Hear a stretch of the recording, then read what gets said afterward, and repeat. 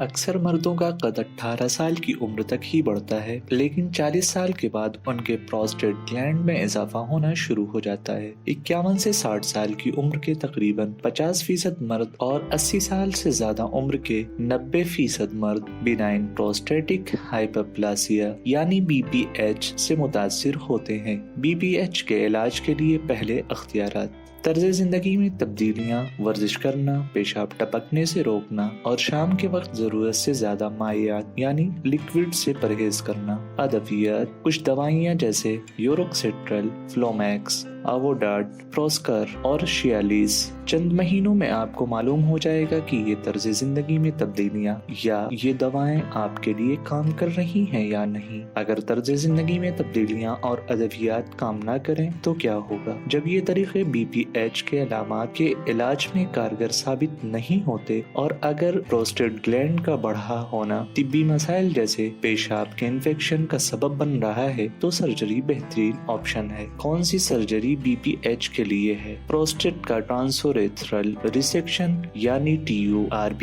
BPH के लिए एक अच्छा समझा जाने वाला जर्राही तरीका है। इस तरीके कार में ट्यूब के जरिए एक रिसेक्टोस्कोप यानी एक पतली ट्यूब डाली जाती है जिससे पेशाब निकलता है और प्रोस्टेट तक पहुंचाया जाता है। ये रिसेक्टोस्कोप एक छोटे कैमरे और एक इलेक्ट्रिकल लूप पर मुश्तमिल होता है जो मैकेनिकी तौर पर प्रोस्टेट टिश्यू को हटाने के लिए इस्तेमाल होता है। इसके अलावा लूप गर्मी पैदा करता है जो खून की नालियों को तेजी से बंद कर देता है। TURB तकरीबन 90 मिनट तक रहता है और इसे मकामी या आम एनेस्थीसिया के तहत अंजाम दिया जाता है। ये तकरीबन 85% से 90% मर्दों में मुअस्सिर है।